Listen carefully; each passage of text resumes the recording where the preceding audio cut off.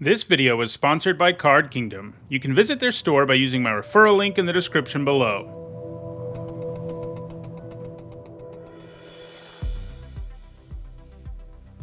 Hi everyone, I'm Nizzanotes, and it's Saturday. That means it's time for Nizzanotes, my weekly vlog series about limited magic. We're talking about Wilds of Eldraine, of course, still a pretty new limited format.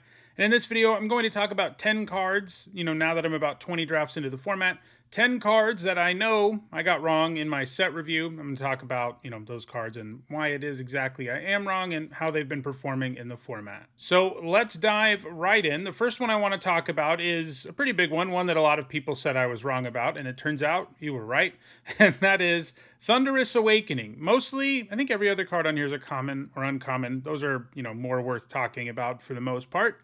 But this one's a big enough, I was wrong by enough that I want to talk about this rare. So I looked at this card in the set review and I said, the red, green, and blue, green decks, they're both ramp decks. Bargaining seems easy enough. Yeah, it costs 8, but you get to look at the top 20 and put 2 things into play. That's pretty great. It's a 2-for-1. But the problem really arises for a couple of reasons. One of them is that the format has ended up being reasonably fast, like definitely on the faster end than on the slower end. So even though red, green, and blue, green are sort of supposed to be ramp decks, you don't get to 8 mana that often in this format anyway. So ramping into it in the first place isn't the wisest strategy. And the other thing is, by the stage of the game when you can cast this and you look at your top 20, you're not even guaranteed to get 8 mana of value back. Like I was imagining like getting 2 Hamlet Gluttons and stuff like that. Like that would be pretty sweet, right?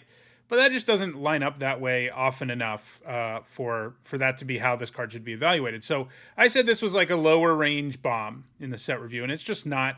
It's like a build around C, maybe. Like if you do end up in a good ramp deck, this is an okay win condition, but there are lots of better things you could be doing, and you shouldn't play it at all in most green decks. That is reflected by its 53.9% win rate on 17 lands. And a reminder, that sounds like it wins more than it loses, and it sort of does, but only in the hands of people whose win rate is much higher than 53.9%, because 17 lands is this website where people can sign up and have their data tracked for limited on Arena. And the people who do that have a higher win rate. So the average win rate is like 57%. So this is well below average and not really a card you want to be casting most of the time in this format. Like I said, you can do okay with it if you do end up in a deck that can ramp, but you're probably hoping to get some better payoffs for doing so. All right, next card I want to look at is Eldraine's Recruiter. So this is 2 generic and a red for a 2/2 that gives +1/+0 and haste to everything when it enters the battlefield, and it has an adventure for 4 generic and a white that makes 2/2 tokens. I like this a lot in the set review. I gave it a B-, which means you're going to first pick it sometimes, but it's way better than that. It's probably the best uncommon in the set. I had a different pick for best uncommon in the set that we'll get to later because it's a little worse than I thought, obviously. But Eldraine's Recruiter is better than I thought, and part of this is because the format has turned out to be as aggressive as it is. This is just a great 3-drop if you're curving out anyway. And then in the later game, the fact it gives you these 2 bodies and then can come down itself is a really big deal. It just turns a lot of boards into lethal out of nowhere. The red-black deck likes to go wide. The red-white deck likes to go wide. And those facts have made it so that this is just an incredibly powerful uncommon. It can generate 3-for-1s if a game goes longer. And if a game doesn't go longer, it's probably because it ended the game for you by coming into play and drastically enhancing your entire board. So it's a card you basically always first pick. I think it's a bomb level uncommon because of the amount of value it generates and how great it is, whether you play it on 3 or on 5 and then play it a turn later. Like, it's always going to have a huge impact on the game. And so it's better than most of the rares and mythics in the set. There are some you take over it, like the biggest bombs in the set, but most of them aren't as good as Eldraine's Recruiter.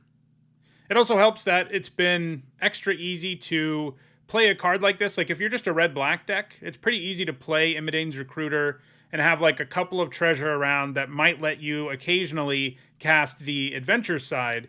And they did a good job of seeding that sort of fixing throughout the set so that it really isn't that hard for you to be able to cast both sides of this reasonably often, regardless of whether you're playing white as like a main color in your deck or not. So it's even easier to get that full value out of the card than I expected.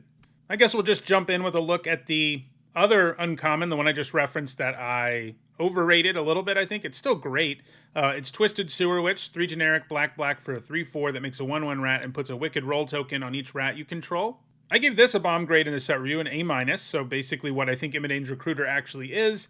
This has been more like a B, mostly because more often than I expected, you play this and you just get 1 rat and 1 wicked roll token, and that's pretty good. That's the floor of the card.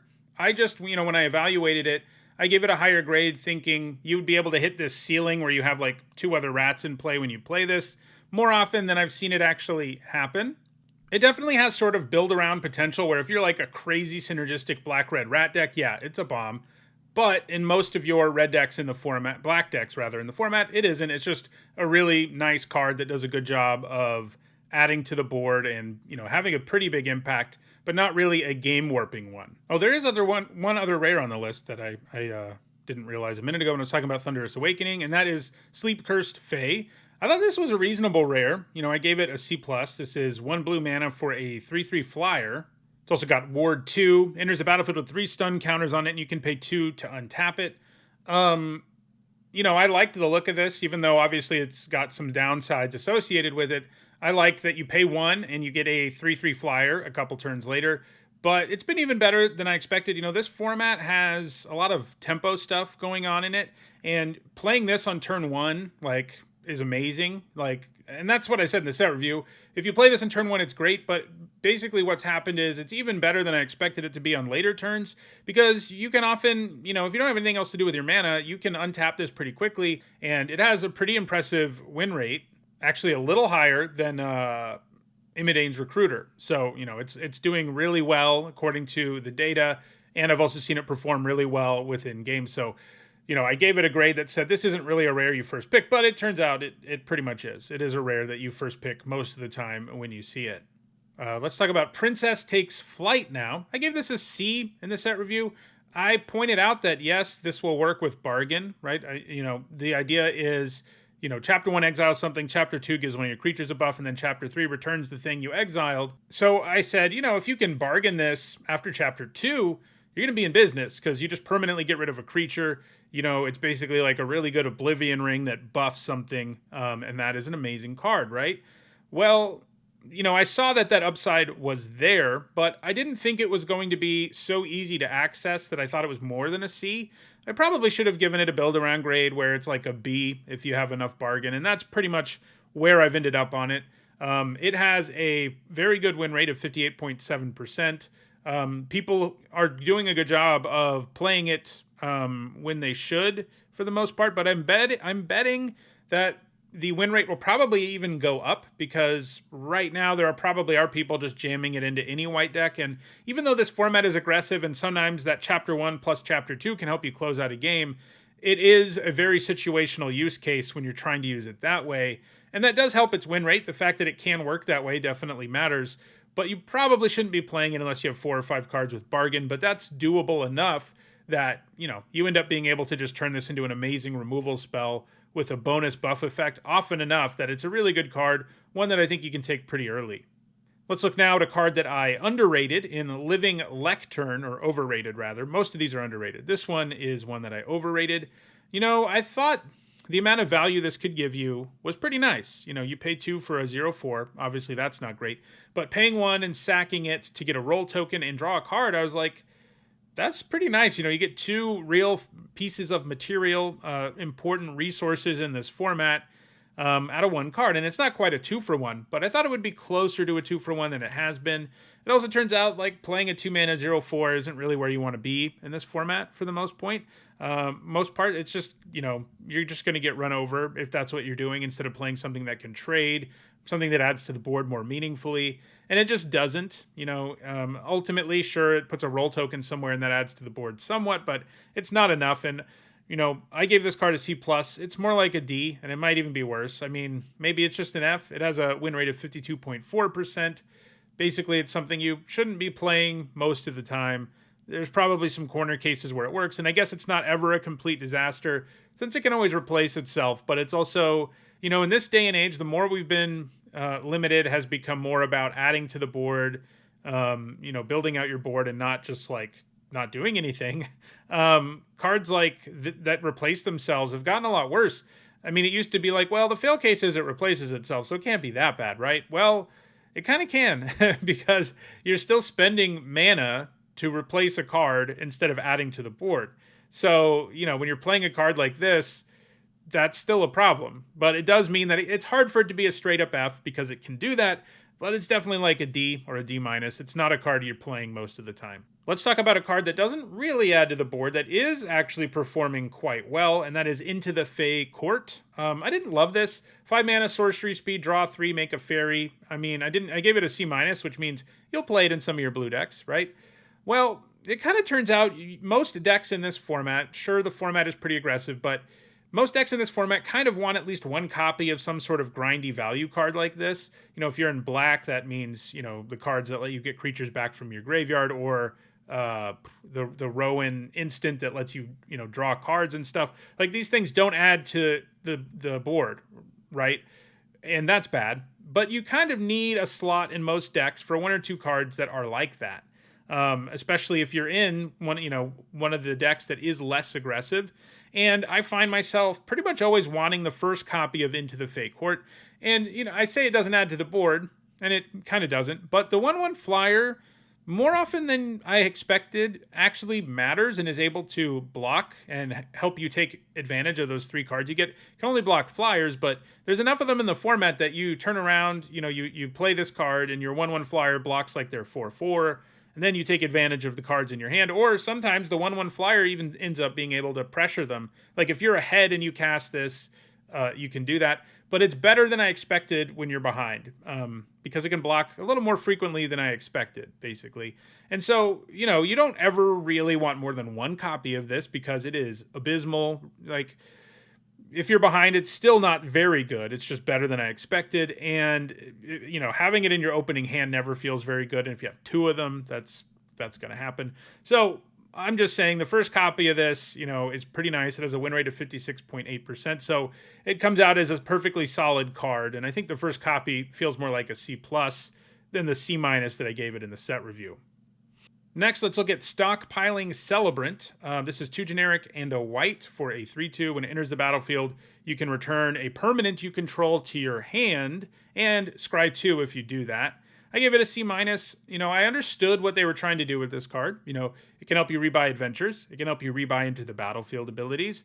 And in the set review, I said, sure, it can do those things, but I'm not sure how much I love the idea of, sort of setting yourself back a little bit on the board just to do that.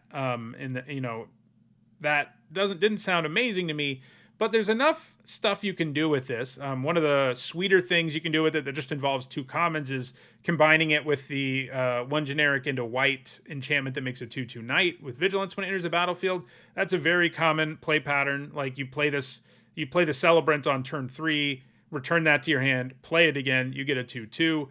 And that ends up being like pretty insane value. There's a scry 2 in the mix. And then on top of that, it can also, rebuy into the battlefield abilities, rebuy adventures. There's just plenty you can do with it in this format to make it worth running in your white decks. It's nothing incredible. It has a 56.5% win rate, but, it's a solid playable as opposed to a card that you don't feel that good about playing in your deck, which is what a C minus means. It sort of means you're going to cut it a little more often than you play it. But that's not true. You end up playing the first copy of Stockpiling Celebrant most of the time, so it's been a perfectly decent comment. Let's look now at Sweet Tooth Witch. I like this a reasonable amount in the set review. I gave it a C+, which is, usually a grade that you give to one of the better commons, in a color. And that's what I thought it would be, but it's been even better than I expected. The baseline of 3 mana, 3/2, make a food is good, but its ability to turn food into a win condition ends up really mattering, even more than I expected. You end up in decks where Sweet Tooth Witch can just close out the game a lot, and you already have a card that's perfectly fine all on its own, and that's resulted in a 58.1% win rate, which is a very good one for a common. And yeah, I mean, if you're in black-green especially, you'll play like 4 of these perfectly happily. Is that grammatically correct? I don't know. But you're very happy to have 4 Sweet Tooth Witches in your deck if you're a black-green deck. It's like one of the premier commons you're really looking for if you're in the food deck. And even outside of the food deck, it's just like a solid common that can trigger celebration, can set up bargain. Like, it just does a bunch of stuff. It's sort of, one of these glue commons that fits in every deck in its color. Sure, maybe it's at its best in black-green, but it does stuff in every deck, and it's been a very nice common overall.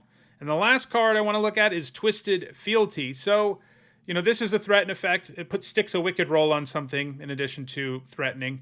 The usual effect we see. In the set review, I gave this a higher grade than I normally would, a threaten effect in a set that doesn't have a big sacrifice theme, and this one doesn't. Obviously, if you get Goblin Bombardment, this is completely absurd, but there aren't that many cheap sacrifice outlets. That's one from the bonus sheet that's at rare, so you don't see it all that often, but it turns out, this format is aggressive enough, especially if you're in red. The format is aggressive enough that, like, just playing Threaten, get a Wicked Roll token is pretty nice. I mean, this has a surprisingly high win rate of 60.9%. That's higher, by the way, than Imidane's Recruiter.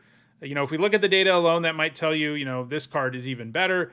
But I think in the long run, we'll see that the Recruiter's better, especially because this is still a situational card. It's sort of like Into the Fey Court. Like, I don't love the idea of having more than one of these in any of my red decks, but that first copy is really, really good because, you're not going to draw it in as many situations where it isn't good if you're only running one of them. And the situations where it is good, it's just completely insane. The fact that it's a wicked roll often makes it even harder for your opponent to not just die to lethal because, if you have the roll on the right creature, and this, you can set this up, your opponent has to look at it and be like, okay, I can block and kill that, but I'm still going to lose one. And there are lots of board states where that one just really matters. And oftentimes, you're stealing their best blocker, getting it out of the way, and attacking them with everything you have. And it just closes out games really, really effectively. This might be the best threaten effect we've ever seen in a set that doesn't have a big sacrifice theme. Because usually, this is a card that's like, yeah, it's a D. Like, sure, if you're a really aggressive deck, it's an okay card to have, to try to close out a game. But really, you only want to be playing it in a deck that has a bunch of cards that let you sacrifice stuff. This set doesn't have that, and this is still pretty good. It's not quite like a build around B like it often is. It's more like a C+, though. Like, kind of like Into the Fey Court, that first copy is something you should take relatively highly, and it should sort of fall off for you after that. But, man, that first copy is really something I want in most of my red decks, and most of my red decks are aggressive. So those are 10 cards that I got wrong in my set review. Hopefully that helped you, updating you to let you know not to just keep doing what I said in my set review with these 10 cards. I think should help you. Next week, we're going to talk some more about specific cards. I'm going to take a look, as I usually do. The next 2 episodes will be, first, 10 cards you should stop playing in this format, and 10 cards you need to play more of in this format. And I'll use, again, data from 17 lands to sort of look at where cards are being taken versus their win rate. And that's, usually how I come up with those sorts of lists. So we'll be looking at some, more top 10s about this limited format the next couple of weeks. If you enjoyed this video, don't forget to like it and share it so that others can enjoy it too. If you want to make sure you catch future videos, don't forget to subscribe and turn on notifications. If you want to catch up on past videos, including draft videos of this format, more episodes of this Nizzanotes series, you should see some playlists on your screen shortly. Thanks for watching.